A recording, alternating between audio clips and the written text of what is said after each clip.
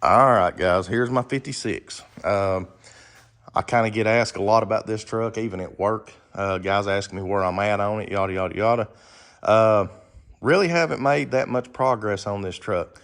I think the last video I might have showed y'all the frame. I had cleaned it up, painted it with the chassis saver paint. I sprayed that on with a gun. Turned out really good. I've got the S10 tank on it and wired in an in-tank pump. I got rid of the external pump. Kind of the same thing I'm going to show y'all on this 66 carry-all here in just a minute. Done the same thing on this truck. I don't like the external pumps. The only one I've ever used that I really like was the Edelbrock Quiet Flow. And, you know, hence the name Quiet Flow. They're not like loud and obnoxious. Most of them you get are super loud and they vibrate and stuff. I just don't care nothing for them. But if there's no other choice and you have to use a external pump, look into that Edelbrock Quiet Flow. As a matter of fact, I just put one on Mr. PIB 66, and you can watch his videos. You'll hear it a little bit when you first start it, but other than that, typically, I know I had one on my 56 Buick. I never heard it after the initial startup. It just done its thing. But anyway, you can see I got a fender setting on it. This is not progress. That's just motivation. I laid that thing up there.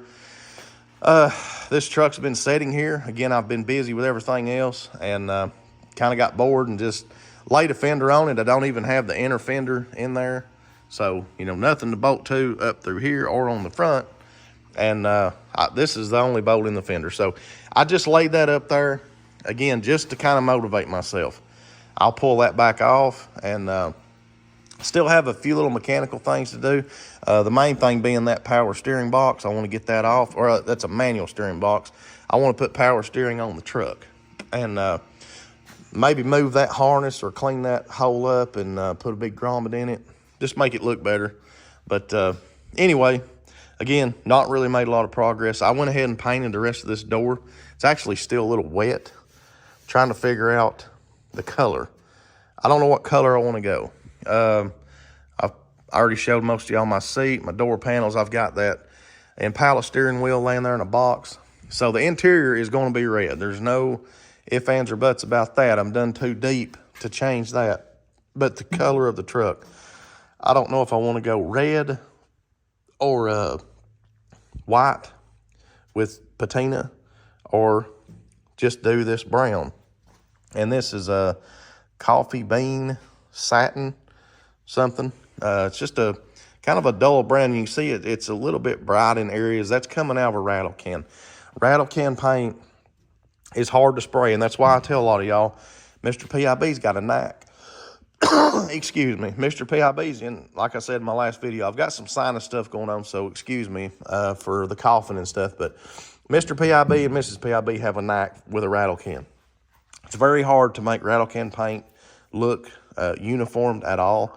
As it's coming out of the can, especially something with metallics in it or gloss or something, it's hard to get it to come out of that rattle can even.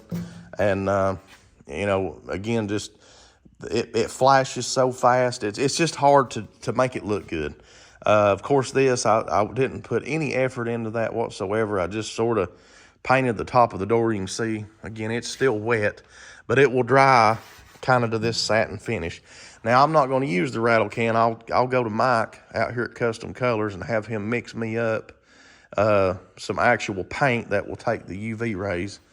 Because this truck's going to get drove. My stuff, I drive my stuff. God willing, I stay healthy enough to do it. I don't let it set. Once I get this truck done, you know, I'll drive this thing to work pretty often. I'll take off to Pigeon Forge in it. You know, hell, I may take off to Florida one day. You never know with me. I don't care to jump in something and just go. So, you know, the truck will be out. It will be in the weather a lot. It'll be in the sun a lot. And I want good paint on it. But anyways, all that aside, I'll shut up. I'll start rambling. What color would you paint the truck? Again, it's going to be red interior. And don't look at this. This is coming out. So, damn it. Stupid me. I'm sitting here telling y'all this is wet, and I just laid my arm on it like something ignorant. But luckily, it's somewhat tacky, so I didn't get much on my arm. But the interior is going to be a bright red, okay? So just look over that steering wheel. That has absolutely nothing to do with what we're doing here. I'm going to redo kind of these gauges, make that look a little different. Of course, I got to paint inside and out. So what color would y'all go? I was going to go red. That's kind of where I'm leaning, red on red. But at the same time, I like white. And I also like this color here. I like this brown. Now, I could use this brown and for my patina and then just clear over it and the red or the white if I do patina. I don't know if I'm going to go slick, patina, whatever. Back and forth on a lot of things. Guys, give me your opinions on the truck. What would you do?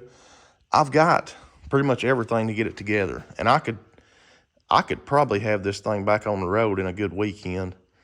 But I just want to go ahead and do a few other things the right way while it's apart. I don't want to half-ass it at all. So this is one that I'm probably going to end up having to keep for a while.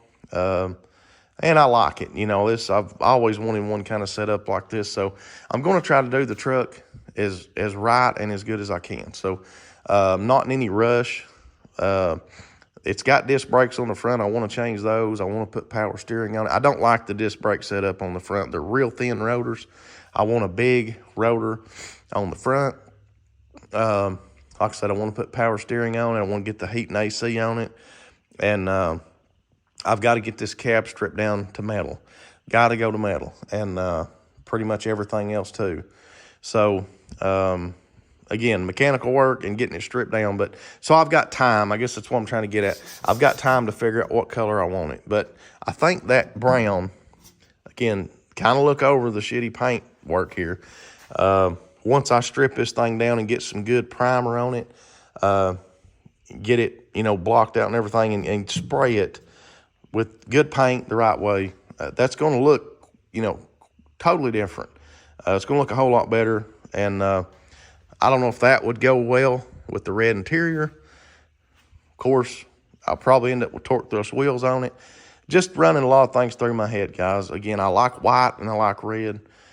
The truck was originally blue, so I really thought about painting it blue with the red interior. But then I got to thinking everybody think maybe I was a Superman fan or something. I don't know. Give me your opinion. What color would you paint this truck? White, red, or this coffee bean color, and kind of patina it some, maybe with some black or something. I don't know.